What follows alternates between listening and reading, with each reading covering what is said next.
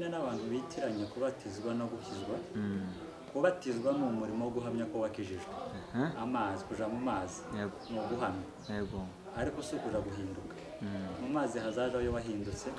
Iyo mpamvu umuntu yogenda yatanahindutse akagaruka ari kwa kundi kuko amazi ntahesha agakiza. Abasa n'uwoze muri Tanzania. Uvuga ngo amazi ntahesha agakiza. Agakiza rero no kwizera Kristo. No kwizera ukora ugatandukana n'Imana. Nico guhakana Imana kwara. Ariko gukizwa dukizwa rimwe kubwo kwizera Kristo nk'umwami n'umukiza w'ubugingo bwacu. Rero igihe cyose utaramuhakana utaravuga ngo Kristo we kajye nari nzi ngo warampfiriye ariko ntiwampfiriye kugeza none ngufasha utarabaye.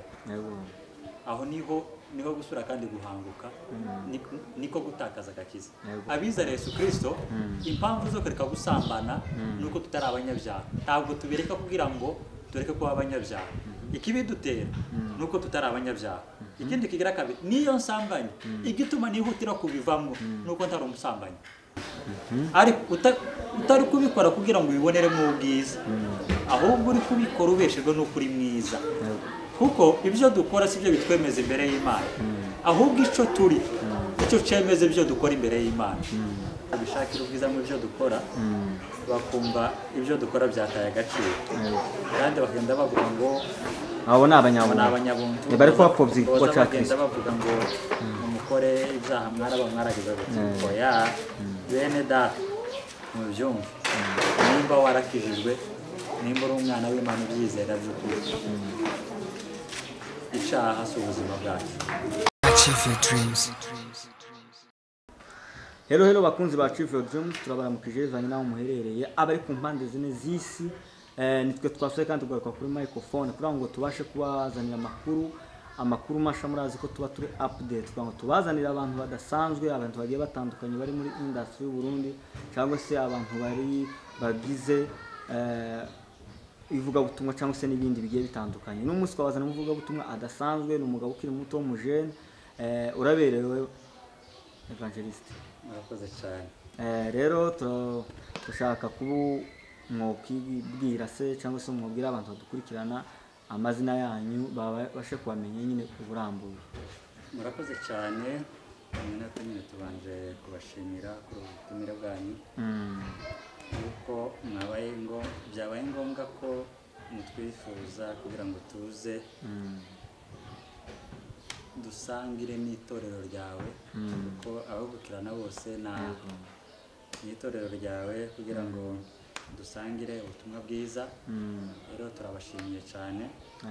Ubundi kubatanzi amazina nitwa Museveni Nganisi. Asante.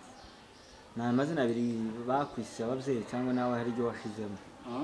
Niyo mazina ababyeyi bakwise cyangwa ari ayo washizemo? Nayo. None izina bakuziho cyane muri societe ni Museveni numva na president. Rero murabona ko nabazaniye umugabo tumwe adasanzwe, atekeye ubwiza bw'Imana, atekeye ubwenge bwa Kristo. Rero twashatse kugira ngo abashe kudusangiza. Rero watangiye umurimo w'Imana ryari, ukora gute, uri umupasteri ko twumva harimo arabavuga ubutumwa wa pasteri ibintu bigiye bitandukanye, niyo departement mukora mu kanisa? Ndi mvuga ubutumwa aba muri korali, perezida wa korali muri Eglise Methodiste de Buramusengera. Naho kubijanye n'igihe natangiriye umurimo w'Imana ni kera. Natangiye kuririmba kera umwana muto. Okay, umurimo w'Imana ari ukuntu abantu tutabutahura kimwe. Umurimo w'Imana kwanza ni iki? Umurimo w'Imana ni iki? Twumva ngo umurimo w'Imana ushatse kuvuga gute, bisiguye iki? Umuntu awutangira ryari, atangira byagenze gute? Umurimo w'Imana ubundi ko umuntu ashobora kubisobanura. Umurimo w'Imana ni uyu, nuko abantu bizera sibyo uwo yatumye ariwe Yesu Kristo. Ubundi kandi natwe rero iyo tumwizeye ibyo dukora n'ingaruka z'umurimo. ibyo tuba turi ko tunakora ubundi biba bigoye no kuba urakora umurimo w'Imana oro nimba uri umwana mu rugo urakora ibyo mu rugo.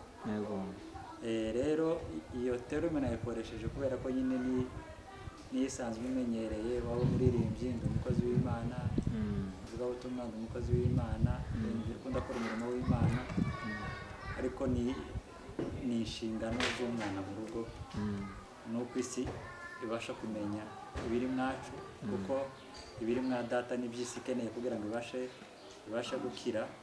Rero igikorwa cyacu nk'abana mu rugo harimo no kugira ngo ubwo buzima buri muri famiye yacu y'abana b'Imana harimo mwa data bibashe kugaragara, kuko nimo hakubiye ibishobora kugira icyo bimariye. None ubwo buzima nyine cyangwa se iyo famiye y'abana, ibyo bikorwa navuze igikorwa cy'Imana icyo ari cyo, numva nashaka ubidome kuvuga ati iki ni igikorwa cy'Imana, des exemple y'ibintu bibiri uvuga ati iki ni igikorwa cy'Imana, mu gihe mba ndi ko ngikora mba ndi ko nkora igikorwa cy'Imana, shaka uduheza akarorero nk'ibintu nka bibiri. ubundi nta gikorwa cy'Imana iyo twamaze kuvuka tuba tubayeho tugengwa n'Imana. Pawulo nawe wavuze ngo niyo munafungura urabona kuza ku meza muje mubikorera ishimwe ry'Imana. Ni ukuvuga ngo nta gikorwa na kimwe twebwe tukigira gishobora kuba icyacu kitarimo ubushake bw'Imana n'umugambi w'Imana. Cyo tuma rero ibyo ukora byose Imana ikwiriye kuyibona mu buzima bwayo. Okay, ibyo ndabyumva, ariko nje icyo nshaka akazi k'Imana nk'abantu baba batwumva ashaka bati je vraiment ndakeneye gukorera Imana. Eske ako kazi akora kitwa nkakorera Imana nakahe? Ni ikintu cyose akora mu izina ry'Imana. Voilà, nicyo nari nshaka, kuko turazi yuko abantu hano muri societe bazi ko akazi k'Imana ari kurimba muri korale gusa, bazi ko, ariko je uko nabo bitahora impamvu bajije uko nzi ko umurimo w'Imana ni ikintu cyose ukora kugira ngo izina ry'Imana shigwe hejuru. Rero abantu benshi bihenda yuko umurimo w'Imana ari ukubwiriza gusa, simvuza nabyo ko atari byo, ariko ni ikintu ukora kugira ngo geshe Kristo icubahiro. Rero uvuze ku kintu cyo kuvuka, abantu benshi tuzi kuko agakiza ari ukubatizwa n'ibindi n'ibindi. Wewe kuvuga ngo umuntu umwite ko yakijijwe ari uwa Kristo, ari umwana w'Imana, ni umuntu uba wakoze iki? Urumva nk'icyo warubuze, hariho nyine n'abantu bitiranya kubatizwa no gukizwa. Kubatizwa ni umurimo wo guhamya ko wakijijwe, amazi, kuja mu mazi ni uguhamya, ariko si ukuja guhinduka. Mu mazi hazaje ayo wahindutse, niyo mpamvu umuntu yogenda yatanahindutse akagaruka ari kwa kundi, kuko amazi ntahesha agakiza. Abasa n'uwoze muri Tanzania. Uvuga ngo amazi ntahesha agakiza. Agakiza rero ni ukwizera Kristo, ni ukwizera umurimo wa Kristo, ukizera ko Kristo yapfuye agahambwa akazuka, kuko Pawulo aravuze ngo niba tuzatemuka ko Yesu ari umwami, ukizeza umutima wo Imana yamuzumye, icyo nicyo gikiza. Rero umuntu wese ufashe Kristo kuko niwe wakijijwe. None nkubaze umukozi w'Imana, ko ari umuntu twigeze kumva atubwiriza mu rusengero aravuga ngo nimuhaguruke mwihane cyangwa se mwakire Yesu, ngo kubera kuko ngo Yesu ngo bahora bamwakira. Iryo jambo uremezanya nawe iryo jambo yavuze? Oya, Yesu amwakira kangahe? Mwakira rimwe. None iryo rimwe ni gutera ikogo kugira ngo abantu bari kwadukurikirana hano dufite ibihumbi bidukurikirana by'abantu bashaka kumva uko kuri. Umuntu avuka gute cyangwa se yakira agakiza gute? Kuko benshi bazi ko uko yihanye aba yakire Yesu kandi agakiza urashobora kugatakaza uko tukagatora. Ni ibitubamo byo kutakaza agakiza tugasubira ni gute dusigura ibyo bintu neza abantu babashe kumva umurongo w'ukuri? Mu by'ukuri hariho n'undi muntu duherutse kuganira, arambwira ngo ngiye akoze icyaha,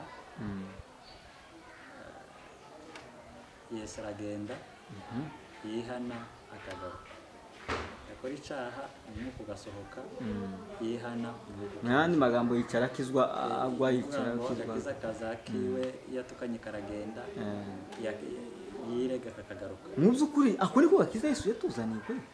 Urumva rero koko bagashiriza. Hariho abantu benshi rero agakiza bagafasha gutyo. agakiza kabo kadepanda nuko babyutse nuko biriwe n'imirimo yabo nuko agakiza gahagaze nuko bitwara ariko dukizwa rimwe kubwo kwizera Kristo nk'umwami n'umukiza w'ubugingo bwacu. Rero igihe cyose utaramuhakana utaravuga ngo Kristo we kajya nari nzi ngo warampfiriye ariko ntiwampfiriye kugeza none ngufasha utarabaye, aho niho gusura kandi guhanguka, niko gutakaza agakiza. Ariko igihe cyose utarumva Kristo ko ntacyo akimaze mu buzima bwawe, utaramwihakana uvuga ngo agakiza ubu gafite, urabyumva? None tukiri aho ko tubona abantu bavuga ngo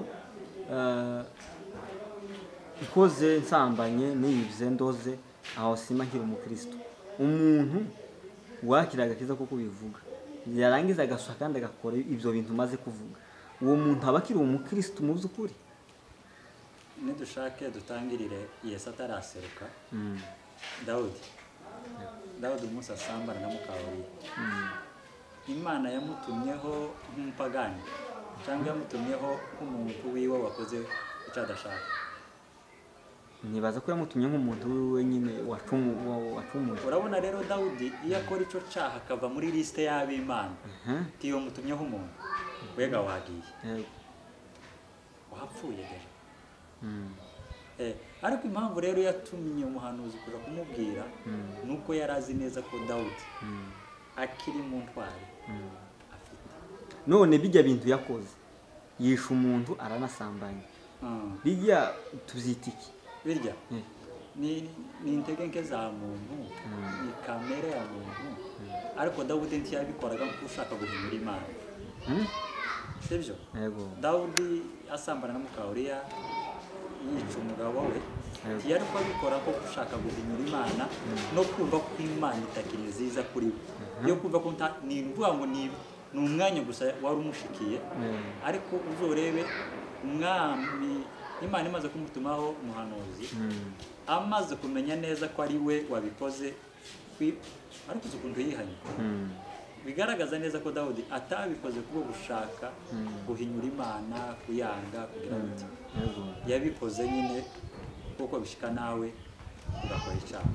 Rero icyaha cyo gutandukanya n'Imana ukagenda ni igihe wumva utagikeneye Imana mu buzima bwawe. Tukira hariho icyaha, ibyaha bibiri. Hari icyaha ushobora gukora ukaguma ukicitwa umwana w'Imana, hari n'ikindi wokora ukabuvuye muri lisite y'abana b'Imana. Icyaha wokora ugatandukana n'Imana nicyo guhakana Imana. Urabyumva? Nicyo guhakana Imana. Ariko ikindi cyose wokora utabitewe no guhakana Imana, urakomeza umwana w'Imana. Icyo tukita iki rero?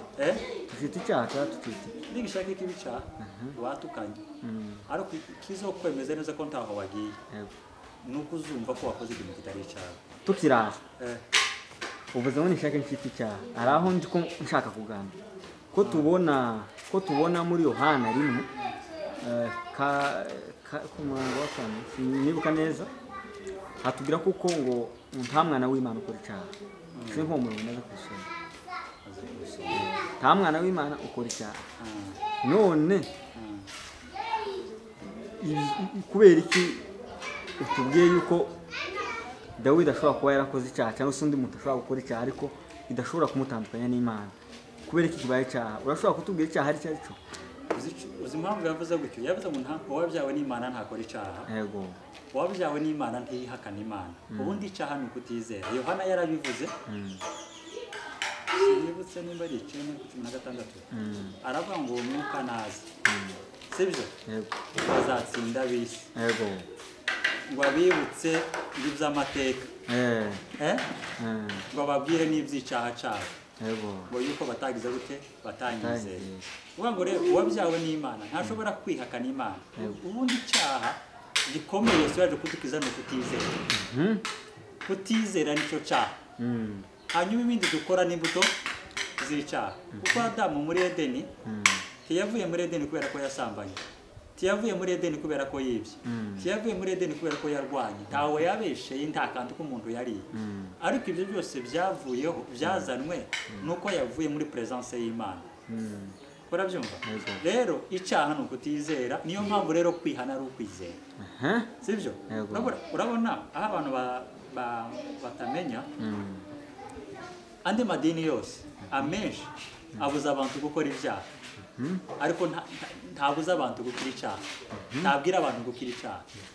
Sibyo? Iyo ahatira abantu kureka imbuto z'icyaha, ariko ntababwira guhunga ikintu cyatumye izo mbuto z'icyaha ziza.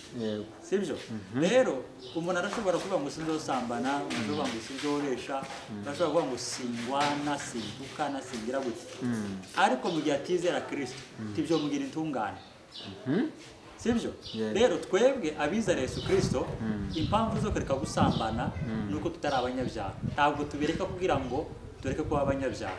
Ikibidutera nuko tutari abanyabyaha. Ikindi kigira kabiri, niyo nsambanye igituma nihutira kubivamo nuko ntari umusambanyi. Sibyo? Rero identité yani majambo wabaho ubuzima butarubwa, nabaho ubuzima butarubwanje. Rero igituma tuko umuntu nkamenya ko nabikoze nuko deja muri wowe harimo kudatukana, nakoze ikintu kitari icyanjye. Kubera iki? Ico ndi muri Kristo Yesu. Sibyo? Rero igihe bishitse icyanka gikora ntabwo kinyambura uwondi, kuko cyo nyambura uwondi sinomenye yuko nanatukanye. None ko tubona Yesu yavuze ngo azoza gutora itorero ryayo cyangwa se giwe ridafite, ndabivuga mu Kirundi urabisingura mu Kinyamurenge, ridafite agasembwa, ridafite umugayo.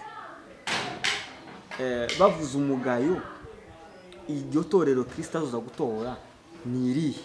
Kandi ari ahandi hantu nigeze gusoma mu nyandiko zawe uvuga ngo ntawe uzoja mu ijuru adasanzwe ariyo. Ibyo bintu biduhuriza gute? Urakoze cyane kuri ico kibazo. Abundi two kwanza kumenya ngo itorero ni c'est méthodiste, c'est guérison des âmes, c'est EPGR, c'est bon berger. Torero ni wewe, torero ni je. Sibyo?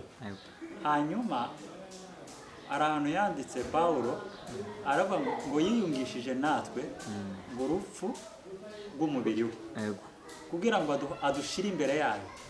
Sibyo? Ngo turabera abaziranenge n'abatagawa. Arumva? Igikorwa kitugira uw'Imana ishaka ntabwo kiva mu byo dukora, kiva mu kwizera ico yakoze. Sibyo?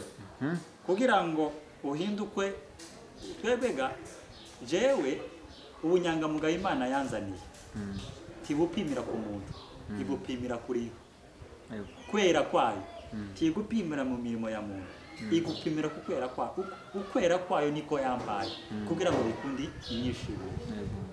Sibyo? Rero iryo torero ni yapfiriye ari wenje nawe. Kurabyumva? Ndabyumva. Umurimo uryeza ukarigira uw'Imana ishaka ni umurimo wa Kristo gusa, ariko ntibiva ku bikorwa byanje n'imirimo yanje. Ibikunda habe nawe, kuko iyo biza kuba bikunda aba yarazize ubusa Yesu. Iyo biza kuba hari uko no kwitwara bikamkanira no gukiranuka, iyo biza kuba hari uko no kwitwara bikankuraho umugayo, ngatungana imbere y'Imana, ijuru rigahinduka iryanje. Hari n'ababigerageje mu isezerano rya kera. Kristo aba yarazize ubusa, ariko kubera ko ntacyo baraje gukora, ariko kubera ko bitakundaga ko umuntu yera biciye mu mirimo ye, nibyo byatumye Kristo aza kugira ngo ahinduke kwera kwacu. Sibyo? Niyo yaravuze ngo utarigeze kumenya icyaha, ngo Imana yamuhinduye icyaha ku bwacu kugira ngo muri we duhinduke gukiranuka kw'Imana. Ahubwo ntiyaje no kugira ngo duhinduke abakiranutsi, ngo ahubwo yaje kutugira twaje kuba gukiranuka. Nuvuga ngo nitwe gukiranuka kw'Imana, nitwe gukiranuka kw'Imana kugaragara. Nitwe gukiranuka kw'Imana kugaragara. Nitwe shusho yo gukiranuka kw'Imana igaragara. Sibyo? Rero tutekereze yuko mu ijuru tuzohinjizwa n'ibyo dukora. tuzohinjizwa nico Kristo yakoze. Ico Kristo yakoze yo kimaze kuduhindura nico kitubyari ibyo dukwiriye gukora. Nuvuga ngo rero ubwiza bwacu Imana ntiburebera mu byo dukora, iburebera mu cyo Kristo yakoze ubwacu.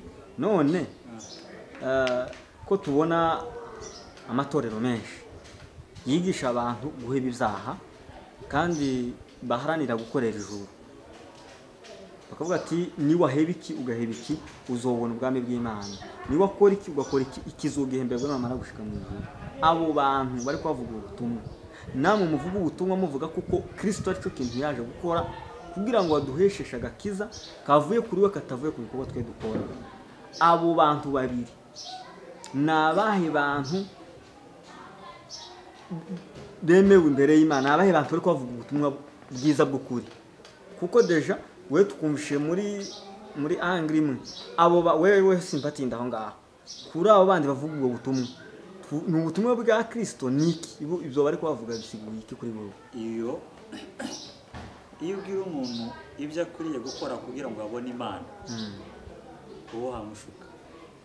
Iyo ubwira umuntu ibyo akwiriye kuzuza kugira ngo ijuru rimwemere uwo hamushuka. Umuntu mubwira akwiriye kwizera wakoze kubwe ijuru rikamwemera. Umuntu ukwiriye kumubwira uwo yizera agakira. Hanyuma iyo amaze gukira nibwo umwereka ibyo akwiriye kugenderamo ko wakize. Sibyo? Kuko ndi wobwira umugwayi kutagendera mu buzima bugwaye ari umugwayi. Tiwobuza umugwayi kugwara. Ariko uzubanza kumukiza, barangiza kumukiza kwa nakumuzanira imisegetera, bati siyewe uzuraraga mu musegetera wakize malaria gano n'uzurya mu musegetera tuzoribwa no mugo. Nuvuga ngo natwe Kristo arabanza akaza umurimo we twawizera tugakira tugahinduka wa muntu ubuzima. Ndi muntu derutse kuganira arambwira ngo ngiye akoze icaha Yesu aragenda yihana akagaruka, yakora icaha umwuka ugasohoka yihana n'andi magambo yicara akizwa agwa yicara akizwa kazakiwe yatukanye karagenda yirega kakagaruka. Mu by'ukuri akuri ko gakiza Yesu yatuzaniye kuri urumva rero koko bagashiriza. Hari abantu benshi rero agakiza bagafasha gutyo, agakiza kabo kadepanda nuko babyutse nuko biriwe n'imirimo yabo nuko agakiza gahagaze nuko bitwara. Ariko dukizwa rimwe kubwo kwizera Kristo nk'umwami n'umukiza w'ubugingo bwacu. Rero igihe cyose utaramuhakana utaravuga ngo Kristo we hajya narizi ngo warampfiriye ariko ntiwampfiriye kugeza none ngufasha ko utarabaye, aho niho gusura kandi guhanguka niko gutakaza agakiza. Ariko igihe cyose utarumva Kristo ko ntaca kimaze mu buzima bwawe utaramwihakana kuvuga ngo agakiza ubu gafite. Urabyumva? None tukiraho ko tubona abantu bavuga ngo ikoze nsambanye niyivye ndoze aho sima nkiri umukristo. Umuntu wakira agakiza kuko bivuga yarangiza agasuka kandi agakora ibyo bintu maze kuvuga, uwo muntu abakiri umukristo mu by'ukuri.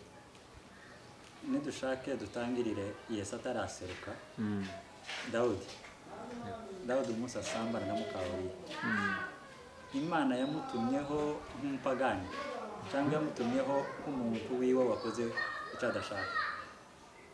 Nibaza ko yamutumye nk'umuntu wiwe nyine wacumuye. Urabona rero Dawudi iyo akora icyo cyaha akava muri liste y'ab'Imana tiyo mutumyeho umuntu wega wagiye wapfuye deje.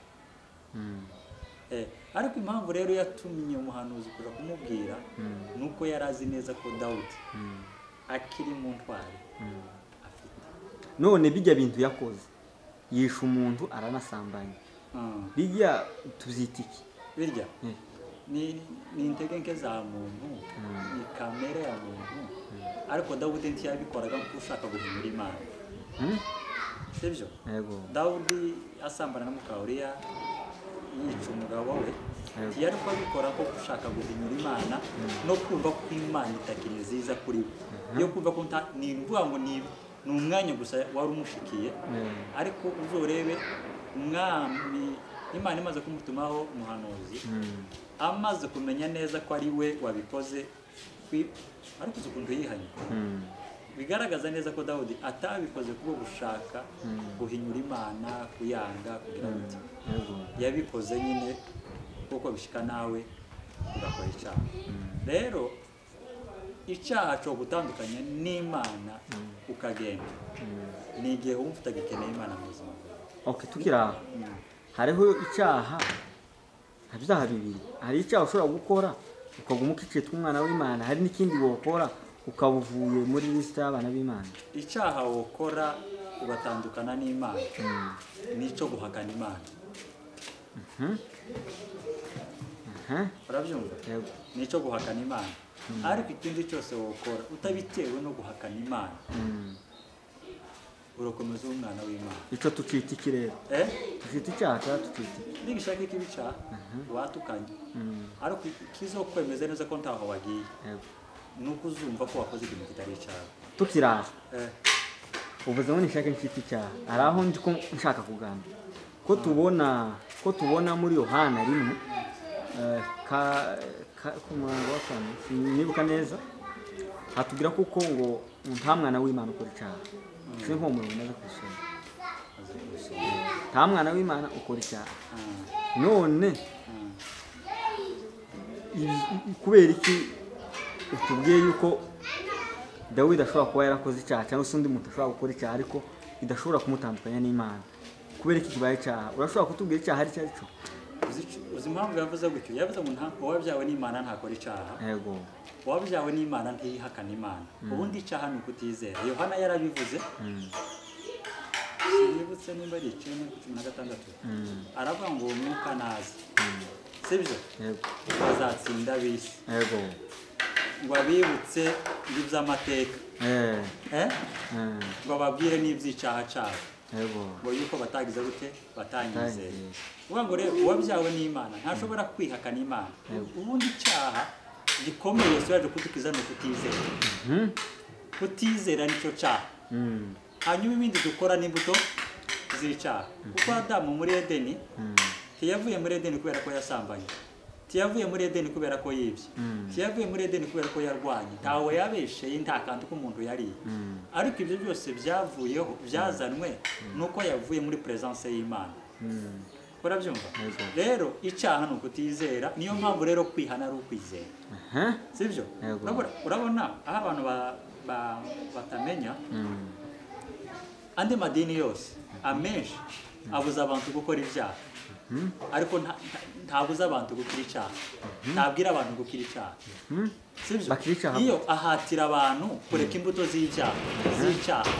Ariko ntababwira guhunga ikintu cyatumye izo mbuto z'icyaha ziza. Sibyo? Rero umuntu arashobora kuvuga ngo sinzosambana, umuntu ngo sinzobesha, arashobora kuvuga ngo singwana, sintukana, singira gute. Ariko mu gihe atizera Kristo tibyo mugira intungane. Sibyo? Rero twebwe abizera Yesu Kristo impamvu zo kureka gusambana nuko tutari abanyabyaha. Ntabwo tubereka kugira ngo tureke kuba abanyabyaha. Ikibidutera nuko tutari abanyabyaha. Ikindi kigira kabiri niyo nsambanye igituma nihutira kubivamo nuko ntari umusambanyi. Sibyo? Rero identité yani majambo wabaho ubuzima butari ubwanjye. Nabaho ubuzima butari ubwanjye. Rero igituma tuko umuntu nkamenya ko nabikoze nuko deja muri wo harimo kudatukana. Harimo kudatukana nakoze ikintu kitari icyanjye. Kubera iki? Ico ndi muri Kristo Yesu. Sibyo rero igihe bishitse icyanka gikora ntabwo kinyambura uwondi. Kuko cyo nyambura uwondi sinomenye yuko nanatukanye. None ko tubona Yesu yavuze ngo azoza gutora itorero ryayo cyangwa se giwe ridafite, ndabivuga mu Kirundi urabisingura mu Kinyamurenge, ridafite agasembwa, ridafite umugayo. Bavuze umugayo, iryo torero Kristo azoza gutora ni irihe? Kandi ari ahandi hantu nigeze gusoma mu nyandiko zawe uvuga ngo ntawe uzoja mu ijuru adasanzwe ari. Ibyo bintu biduhuriza gute? Urakoze cyane kuri ico kibazo. Abundi two kwanza kumenya ngo itorero ni c'est méthodiste, si guérison des âmes, si EPGR, si bon berger, torero ni wewe, torero nije. Sibyo? Hanyuma ari ahantu yanditse Pawulo aravuga ngo yiyungishije natwe ngo urupfu rw'umubiri we kugira ngo adushire imbere yayo. Sibyo? Ngo turabera abaziranenge n'abatagawa. Arumva?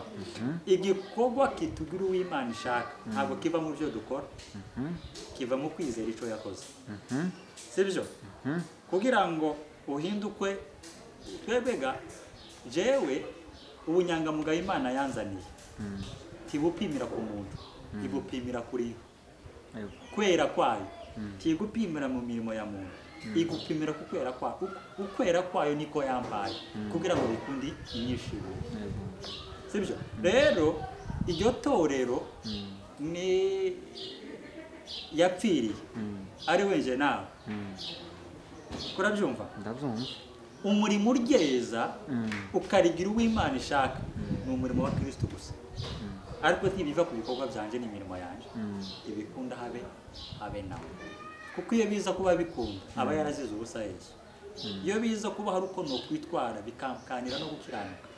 Iyo biza kuba hari uko no kwitwara bikankuraho umugayo, ngatungana imbere y'Imana, ijuru rigahinduka iryanje. Hari n'ababigerageje mu isezerano rya kera. Kristo aba yarazize ubusa. Ariko kubera ko ntacyo baraje gukora, ariko kubera ko bitakundaga ko umuntu yera biciye mu mirimo ye, nibyo byatumye Kristo aza kugira ngo ahinduke kwera kwacu. Ibyo niba yaravuze ngo utarigeze kumenya icyaha, ngo Imana yamuhinduye icyaha ku bwacu kugira ngo muri we duhinduke gukiranuka kw'Imana. Ahubwo ntiyaje no kugira ngo duhinduke abakiranutse, ngo ahubwo yaje kutugira twaje kuba gukiranuka. Nuvuga ngo nitwe gukiranuka kw'Imana, nitwe gukiranuka kw'Imana kugaragara. Nitwe gukiranuka kw'Imana kugaragara. Nitwe dushoboye gukiranuka kw'Imana igaragara. Sibyo? Rero tutekereze yuko mu ijuru tuzohinjizwa n'ibyo dukora, tuzohinjizwa nico Kristo yakoze. Ico Kristo yakoze yo kimaze kuduhindura nico kitubyari ibyo dukwiriye gukora. Nuvuga ngo rero ubwiza bwacu Imana ntiburebera mu byo dukora, iburebera mu cyo Kristo yakoze. None ko tubona amatorero menshi yigisha abantu guheba ibyaha kandi baharanira gukorera ijuru, bakavuga ati niwaheba iki ugaheba iki uzobona ubwami bw'Imana, niwakora iki ugakora iki ikizogihemberwa namara gushika mu ijuru. Abo bantu bari kwavuga ubutumwa, namwe muvuga ubutumwa muvuga kuko Kristo arico kintu yaje gukora kugira ngo aduhesheshe agakiza kavuye kuri we katavuye ku bikorwa twe dukora. Abo bantu babiri nabahe bantu bemewe imbere y'Imana, abahe bantu bari kwavuga ubutumwa bwiza bw'ukuri? Kuko deja we tukumvishe muri angri imwe, abo wewe simpatinda aho ngaho. Kuri abo bandi bavuga ubwo butumwa, ni ubutumwa bwa Kristo niki? Ibyo bari kubavuga bisiguye iki kuri wowe? Iyo ubwira umuntu ibyo akwiriye gukora kugira ngo abone Imana, uwo hamushuka. Iyo ubwira umuntu ibyo akwiriye kuzuza kugira ngo ijuru rimwemere, uwo hamushuka. Umuntu mubwira uwo akwiriye kwizera, wakoze kubwe, ijuru rikamwemera. Umuntu ukwiriye kumubwira uwo yizera agakira. Hanyuma iyo amaze gukira nibwo umwereka ibyo akwiriye kugenderamo ko wakize. Sibyo? Kuko ndi wobwira umugwayi kutagendera mu buzima bugwaye ari umugwayi, cyobuza umugwayi kugwara. Ariko uzubanza kumukiza, barangiza kumukiza kwa nakumuzanira imisegetera, bati sewe uzuraraga mu musegetera wakize malaria gano n'uzurya mu musegetera tuzoribwa n'umubu. Nuvuga ngo natwe Kristo arabanza akaza umurimo we twawizera tugakira, tugahinduka wa muntu ubuzima, ibintu bizima bigakunda. Sibyo? Rero ibyo ubutumwa bwiza ni ukubwira abandi ngo icyo wahindutse muri Kristo Yesu. Ukwiriye rero kubaho ukora bino, ariko utari kubikora kugira ngo ubiboneremo ubwiza, ahubwo uri kubikora ubeshejwe n'ukuri mwiza. Kuko ibyo dukora sibyo bitwemeza imbere y'Imana, ahubwo icyo turi icyo cemeze ibyo dukora imbere y'Imana. Icyo kintu naracyumvishije. Rero uvuga ngo iyo nsenze gusenga siko kunyemeza Imana, ahubwo Imana izireba usenze ninde usenze. Nukuvuga nije gaciro k'isengesho. Imana ntiwumva amasengesho ahubwo yumva usenze. Si amagambo ninde uvuze. Ni Museveni ndamuzi. Sawa ninde uvuze uriya rumpagani. Ubwo ni urusaku. Nukuvuga ngo rero ntabwo ijuru ntabwo rikorerwa, ijuru ntabwo rinaciriritse ku buryo urishakira mu mirimo yawe. Uratanga ihuzu sura umuntu ijuru rice, iyo biza kugenda gutyo Kristo aba yarapfiriye. Yaraduhaye amahuzu bigahe. Barabwira ati mwende mutanga amahuzu musura imfubyi n'abapfakazi, ijuru ngiryo muragira ijuru. Ariko ikiguzi kiduhesha ijuru ni amaraso ya Kristo. Eveki none tukiri aho ndumva twaganiriye byinshi mu kugira ngo dukurotire ikiganiro twagize. Je ndumva aho uri cyangwa se ndumva imyizere yawe ifatira. None se ko ngerageje kureba muri societe yacu y'abanyamurenge, sinabanyamurenge gusa, y'abantu nyine bari kuri nosi, benshi babwiriza abantu kureka ibi n'ibi kugira ngo bahabwe. Abo bantu ubabwiye iki bari kuba dukurikirana? Nibagende bahindure, bareke kubesha intama z'Imana. Nimba bari kubabwiriza abantu bakijijwe kugira ibyo bareka kugira ngo bemewe, nabahishurira ko bemewe ahubwo bakwiriye kubereka kubera ko bemewe. Urabyumva? Bagende bahindure message ntibigoye. Uje ubwira umuntu ati yewe kubera icyo uri muri Kristo Yesu wishushanye n'iby'iki gihe, uri umwana w'Imana, warababariwe, uri umukiranutsi, uri umuziranenge, uri utagawa, uri umunyu w'isi, uri umuco w'isi. Kubera iyo mpamvu dore ibintu udakwiriye kugenderamo: tugasambane, tukabeshe, tugatukane, tukagwane, tukice. Ibyo ntibikwiriye abana b'Imana. Ariko ibyo ntabwo zo bibyara abana b'Imana kubikora no kubyirinda. Kwirinda ibyo bibi biza bibyara abana b'Imana. Kwizera Kristo ibyo bitubyarira kuba abana b'Imana. Twarangiza rero kujya Paulo yavuze ngo kuko turi abo yaremye ngwituremeye imirimo myiza muri Kristo Yesu. Iyi Imana yiteguriye kera kugira ngo tuyigenderemo. Urabona bya bindi babwira si n'ibyo gukora n'ibyo kugenderamo, kubera ko ari abana b'Imana.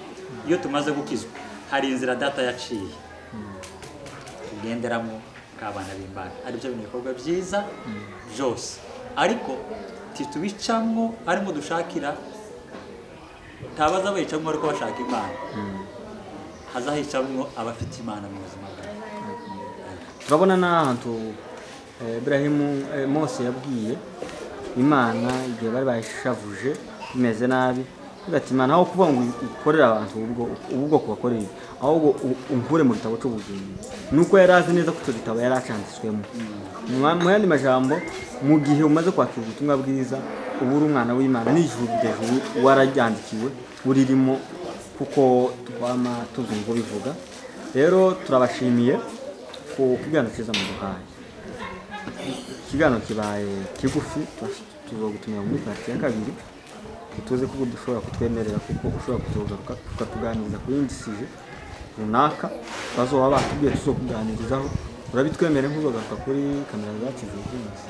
Yego no kuri nzobyemera kuko ni simwe munamubishaka cyane kutuganisha, kuko muhamuduhaye akaryo keza kuganira n'abantu benshi tutaba tunazi. Ariko hari akantu nshaka kuvuga ko hari abantu baza bagenda kumva ariko umuntu yavuga ngo Imana ntabishakira ubwiza mu byo dukora, bakumva ibyo dukora byataye agaciro, kandi bakagenda bavuga ngo abo ni abanyabuntu bari kubapfobya ko cyakiriza, bavuga ngo umukore ibyaha mwarageze gutiko ya bene data mu byumva. Nimba warakijijwe, nimba uri umwana w'Imana ubyizera by'ukuri, icyaha si ubuzima bwacu. Ukwiriye kubaho witandukanye n'ibitagira umumaro. Amagambo y'urukozasoni, imirimo iteye isoni, ibikorwa byose bidahesheje icyubahiro. Mugende mubyirinde kubera aho muri. mugende mubyirinde kubera abo muri mutunga ubuzima buhamya Kristo muri byose, mu byo muvuga, mu byo mukora, mu byo mwambara, mu byo mufungura, imirimo yanyu yose ibonekemo ishimwe ry'Imana, kubera ko muri abana b'Imana kandi murabizi ko dufite n'igikorwa cyo kugira ngo ubwami bw'Imana buganze hano ku isi. Rero ni twebwe tumumenyesha, ni twebwe tumutangaza, ni twe rumuri. Rero mwoye kwifata uko mutari, rero mwarababariwe, muri abaziranenge, muri abana b'Imana. Rero mutunga ubuzima bwishimira kubaho mukora iby'Imana ishaka, mwanga ibiburunuka, mwitandukanye n'ibitagira umumaro, kuko ni twebwe muco w'isi tukaba n'umuntu wese. Murakoze cyane bakunzi ba Children Dreams, mwana nabazanye mu bigo ubutumwa turariye kabisa, mwarakoze cyane, muri umugisha wacu mwarahezagiwe kuba tubatumira mukatwitaba mukaza mukatuganiza ijambo ry'Imana. Twaba duhawe umuco kuri bamwe na bamwe batari bazi, bakaba bahawe umuco wo kugenderamo, babasha kumenya agakiza, kuko icyo nicyo gikorwa nyamunini gikenewe gukorwa muri ino si.